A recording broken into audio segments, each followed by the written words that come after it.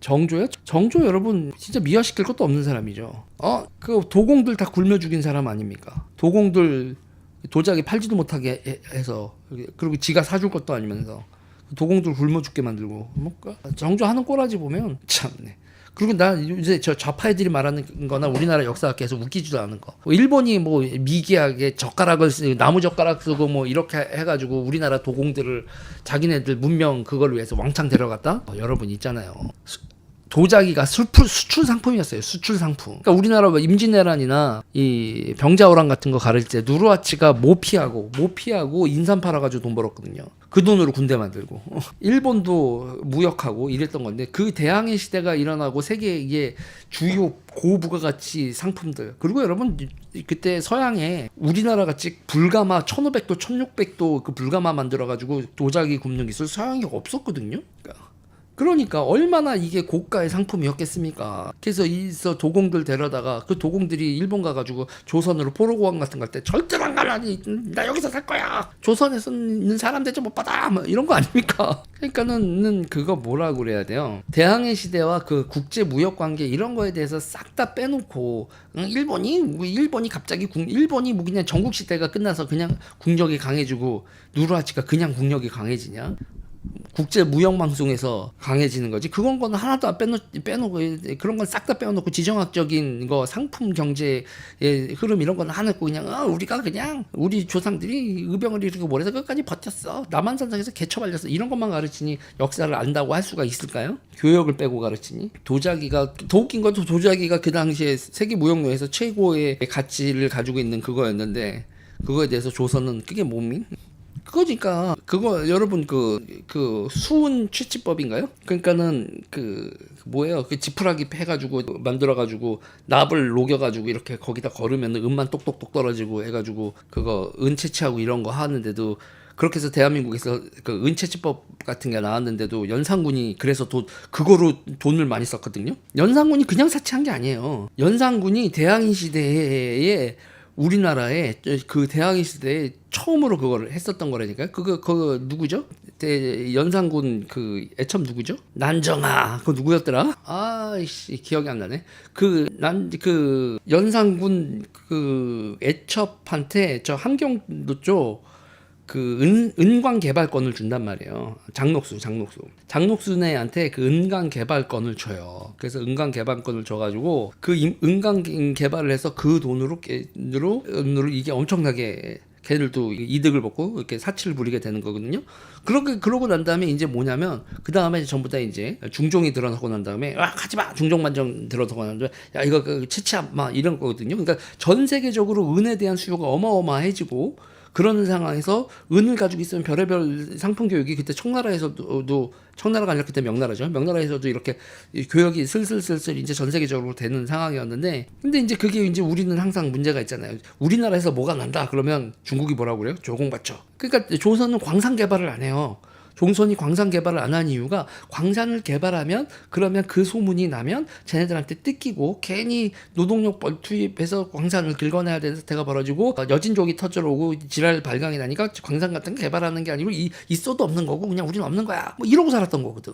그랬는데 그 채취법 아까 그 기술자들이 일본으로 넘어가서 이와미 광산 캐가지고, 그때 대항해 시대 밸리온 그 포토시만큼 포토시 은광과 함께 전 세계 은 생산의 3분의 1 정도를 이와미 은광이죠. 그게 일본이 은광을 캐내고, 그러면서 걔네들은 대항해 시대랑 연결이 되는 거거든요. 결제 수단인 은.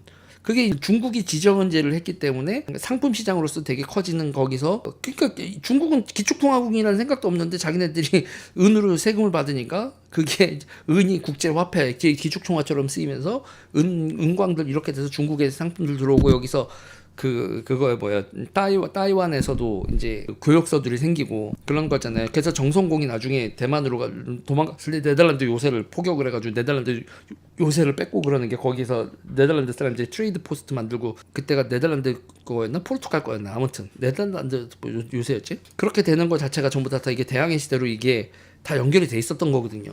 근데 우리는 이제 그거 하나도 모르죠. 그렇게 되는 거예요. 그렇게 돼서 이제 재밌는 게 많아요, 여러분. 제가 무슨 옆으로 제가 이제 보면 여기 있어요.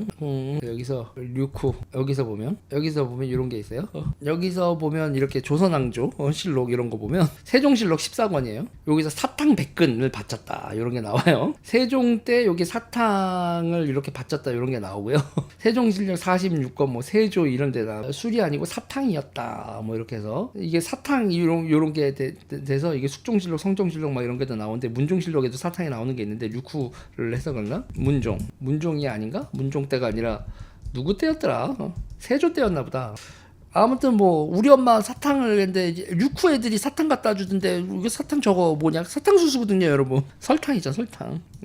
그러면서 이제 우리 때 말이야 막 우리 때 여기서 보면 이거 되게 웃어요. 여기 한번 보실래요? 유시의 임금이 강령전에서 홍하신이 39살 때 돌아가셨다 뭐 이렇게 나와요. 근정경 수양대군 이렇게 쭉 나왔다. 여기서 사탕이 어디냐? 사탕. 여기서 소연왕후가 병환이 났을 적에 사탕을 맛보려고 하였는데 후일에 어떤 사람이 이를 올리는 이가 있으니 임금이 이를 보시고 눈물을 흘렸다. 근데 엄마가 사탕을 먹고 싶은데 근데 제대로 못 줬나 보지? 세종이 병환이 나서 근심했는데 상사를 당하시니 너무 여우셨다. 뭐 이런 게 나오고 있습니다. 그러니까 제가 얘기는 뭐냐면 이게 이제 여기서 보면 이게 우리가 1452년 뭐 이렇게 하잖아요. 이 1300년대에서 1400년대로 오고 이제 1500년대로 쭉 오면서 이쪽에 보면 이러다가 거기가 있어요. 또 그 바스코 다가마 이런 애들이 이렇게 포스트칼 돌고 인도 늘고 이쪽에서 이제 상관 이런 게 트레이드 포스트라고 하죠. 그런 거 열고 그랬던 시기에 류쿠로 와가지고 뭐 교역을 하고 그게 또 조선에도 연결되고 그리고 후추도 골 때려요. 후추가 성종 유구국 나오는데 여기서 보면 선의사 이측이 제주도 표린을 데리고 온 상황을 유구국 사신에게 듣고 아래다. 그래서 여기서도 한번 보면 후추 여기서 나와요. 각각 면포 2필, 청포 1필, 전체로는 돈 이렇게 후추 150근과 조미 이렇게 해서 쭉 나와요. 그래서 나중에 가면 어떤 얘기 나오냐면 조선의 성종이 야, 저 후추 돈 된다는데 저거 우리나라 심을 수 없냐? 그러고 후추 좀 가져와라 그러니까 딴 나라 사신들이 야, 조선왕이 그렇게 후추를 밝힌다며? 그러고 이제 그러는 거예요. 후추를 이렇게 갖다 줘요.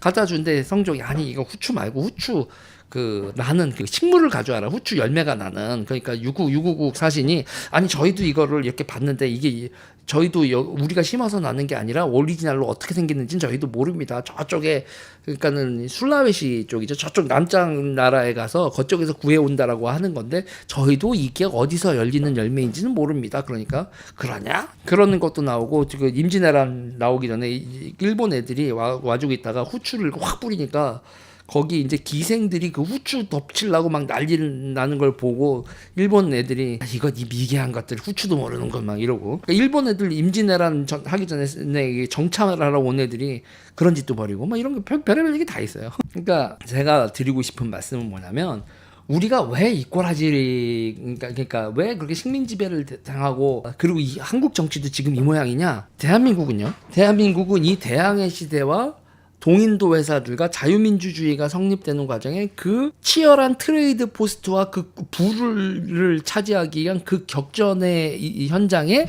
역사에서 다 배제돼 있다가 갑자기 1945년에 독립하고 미국하고 이승만 대통령이 동맹을 맺으면서 무역로가 열리니까 당연히 그렇게 열린 거고 거기서 박정희라는 선지자죠. 진짜 선지자죠. 철강을 만들어야 된다. 중화학공. 그러니까 일본이 한 걸 그대로 봤잖아요. 경공업부터 중화학공업까지 산업화를 해야 된다라는 그 일념으로 18년 동안 통치를 하면서 그 기틀을 만들어 놓고 갑자기 부자가 되고 반도체 이건이라든지 이런 선각자들이 반도체 또 만들고 또 현대자동차 이런 거 만들면서 국제 무역 국가가 그냥 뻥 되고 나니까 이게 그냥 된 줄 아는 거예요. 대한민국이. 이 근간이었던 트레이드 루트를 열었던 한미 동맹이라든지 그리고 이 과정에서 국제 분업 구조에서 우리가 부가가치를 추구하는 걸 인정해줬던 우리의 서방 우호국들 동맹국들 이런 사람들이 우리의 부가가치 우리가 생산을 했을 때 그거를 찍어 누르지 않고 공존을 할 수 있었던 이 서구 진영이 일원으로 대접했었던 게 얼마나 고마운 일인지에 있어서 우리는 전혀 모른다는 얘기죠. 우리의 부가 우리가 열심히 살고 성질이 살아서 된 거야. 끝. 어떻게 대한민국이 지금의 모습으로 살게 되는지 외교관계, 국제무역관계 그리고 이거를 일궈냈었던 사람들 그냥 황토빛 나무 하나 없었던 들판에 숲이 우거지게 만들고 도로가 없었던 데 도로를 만들고 산업 거점, 부가가치 거점으로서 공장을 세우고 전력을 생산을 하고 토지를 그리고 물 관리 치수도 하고 이러면서 이 나라가 어떻게 해서 여기까지 왔는지 산업 발전을 시키고 인재를 기르고 의료 시스템을 만들고 이런 거에 대해서 어떻게 하는지 다 까먹고 지금에 있는 시스템들이 위기가 왔는데 존나 무식한 방식으로 기존 시스템들 하나하나씩 부시고 있죠. 그리고 모두가 다 이 정도 잘 살게 되는데 불만에 가득 차서 불만에 가득 찬 좌파들로 경도돼 있고 애도 안 낳고 삶은 너무 빡센 거야. 그리고 제대로 된 민주적인 절차가 아니라 징징징징 거리는 과정에서의 모든 포퓰리즘이 나라를 덮치면서 나라가 망해가고 있죠. 현대사를 캔슬한 결과물 대한민국사를 캔슬했죠. 대한민국사를 그러면 대한민국의 역사 그러면 5.18을 배우고 독립운동을 배우자. 지랄 같다. 조선왕조실록만 봐도 또 아름다운 얘기들 많이 나오는데 제가 이 조선왕조실록에서 제가 제일 감동적이었던 게 이거라니까요. 이건 제가 방송에서도 몇 번 말씀드렸지만 중북 북양 대신 이용장이 거문도 사건과 관련하여 편지를 보내오다. 기국의 제주 동북 쪽으로 백열이 떨어진 곳에 거마도가 있는데 그것이 바로 거문도입니다. 거문도를 우리나라 사람들한테 설명하네. 바다 가운데 외로이 솟아 서양 이거는 이렇게 좀 당겨서 여러분들 보여드리겠습니다. 이쪽으로 해야 여러분들이 보일 수 있겠구나. 이렇게 당겨서 보여드릴게요. 야 리프레시 에잉 화면 잘렸다. 에이씨. 이렇게 그냥 계속 읽을게요. 바다 가운데 외로이 솟은 서양 이름으로는 뭐라고 한다. 요즘 영국과 러시아가 아프가니스탄 경계 문제를 가지고 분쟁을 일으키고 있습니다. 러시아 군함을 볼라디보스토크이므로 영국 사람들은 그들이 남아야 홍콩을 침략할까봐 거마도에 군함과 이런 얘기를 쭉 해줘요. 근데 남양에 관문이 되고 있다. 이렇게 해서 히토히리 이렇게 쭈르륵 나서 하는 것이 좋겠습니다라고 이용장이 써냈는데 대한민국 조선의 중신들이 아프가니스탄이 뭐니? 홍콩이 어디고 야 거마도가 뭐지? 자기 땅인데 거마도가 어디 있는 거냐? 지도 좀 가져와 봐라. 오 쉣. 참 테드창은 차단이고. 그러니까 지금 대한민국이 이승만, 박정희, 전두환, 노태우 시절에 우리나라가 산업화를 하기 위해서 어떤 일이 됐는지 그걸 독재 정권이라고 이승만부터 노태우까지를 독재 정권이라고 싹 드러내고 김영삼 이후에 5.18과 독립운동 중심으로 역사를 가르치고 대한민국의 근현대사를 가르친다라는 게 이게 말이 되냐고요. 그랬더니 지금 미중 패권 갈등이 왜 발생했는지에 대해서 그리고 지금 이게 어떤 양상으로 돼 있고 왜 치포 동맹이 필요하고 우리한테도 새로운 동맹 관계를 새로 변화시키는 걸 요구하고 있는지에 대해서 우리가 아무 생각이 없는 거죠. 미국이 왜 한국의 반도체 산업과 디스플레이는 지금 작살이 났는데 도와주지도 않아요.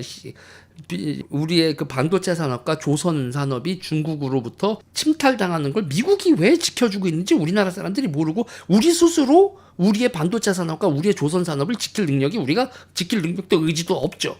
디스플레이는 중국에 다 뺏겼잖아요. 삼성 디스플레이에 있었던 30조는 삼성 전자 반도체 부분이 투자하겠다고 20조 가져가고지. 그래서 지금 제대로 디스플레이 투자 공장도 안 된 상태에서 중국 애들이 OLED까지 지금 따라잡으려고 LCD는 다 가져가고 이런 상황이고. 이거 여러분 반도체도 미국이 개입해서 치포 동맹 같은 거 얘기 안 했으면 우리나라 지금 반도체 산업 2025년이면 끝나는 거였다고요. 그런데 우리가 미국이 중국을 막아줬다 이런 생각 자체를 안 하고 있죠. 중국하고도 쎄쎄거리면 좋다 이런 개소리를 어떤 비응신 같은 새끼가 하고 있죠. 그래서 있잖아요. 국민의힘이 개 병신 같아도 저는 2번을 찍는 이유가 이런 거예요. 근데 2번을 찍으면서도 이 새끼들은 그러면은 중국에 대해서 저항하고 있냐? 아니요. 냉정하게 얘기하자고요, 여러분. 지금 제가 얘기하고 있는 이런 중국 문제나 이런 거에 있어서요. 그래서 제가 그러잖아요. 자 보면요. 여기 보면 보실래요? 오늘의 중국 한국 최고위 과정 수료식 성료 여기서 있잖아요.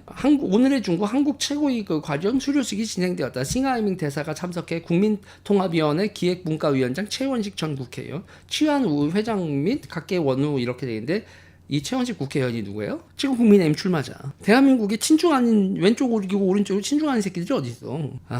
지금 대한민국 정치 있잖아요. 전혀 제 정확한 포지션을 말씀드릴게요. 일단 민주당 저 새끼들의 득세를 막아야 돼서 지금도 여러분 이런 맥락에서는 여러분들한테 지역구로 국민의힘을 찍어주셨으면 합니다라고 말씀을 드리고 싶어요. 의사 선생님들이나 의사 가족분들은 열받으니까 그냥 개혁신당 찍으시든지 하고, 그래도 지역도 아유 어차피 사표되는 이 민주당을 찍어서 국민의힘을 엿을 매길까라고 생각을 하시는 분들도 있겠지만, 저런 이 의료 정책의 뿌리가 여러분 어디서 왔는지 왼쪽에서 온 거잖아요. 윤석열 대통령, 저 윤석열 멍청한 새끼가 저거 왼쪽한테 당했어, 아유 병신, 그렇게 욕을 하시더라도 저는 가급적이면 국민의힘을 찍어주기를 바라고 민주당을 찍지 안 하길 바라는 거예요. 저는 여러분들의 이제 분노 그렇게 하지만 여러분들한테 강요는 못 하겠고, 강요는 아니라 강권은 못 하겠고, 그런데 이 인간들도 그렇게 크게 다른 인간이 아니다. 그런데 저는 그거예요. 국힘이 망해도 망해 싸고, 그러면 우리가 제대로 된 보수를 다시 만들 수 있는 기틀을 만들 수 있는 거기 때문에, 이번 선거에서 국힘이 망해도 나는 뭐 so happy. 민주당이 잘 때 씨발 모르겠다, 니네들 그냥. 그래서 저는 그런 거예요. 이 양 두 당이 서로 발목 잡아서 3년 동안 아무것도 못했으면 좋겠다. 민주당이 한 170석 정도 가고 국민의힘이 한 130석 가져서 대통령하고 130석 가지고 있는 당도 아무것도 못할 거고, 170석 가지고 있어도 대통령이 없으니까 아무것도 못할 거고, 그리고 요번에 이제 의사를 패는 것 같이 민주당이 기모띠 하면서 윤석열 잘한다 이러는 것만 할 수 있겠지. 그러니까 민주당이 허락한 윤석열이 되는 거죠. 이번에 윤석열 대통령도 저 새끼들 왜 반대하지? 안 하지? 거기서부터 이상하게 생각을 해야 되는데 아무 이상한 생각을 안 하고 막 밀어붙이네. 뭔 생각이야? 안미 경중 같은 그 말도 진짜 말 같지도 않은 얘기죠. 저는 그런 거예요. 지금 상태에서 우리나라에서 있잖아요.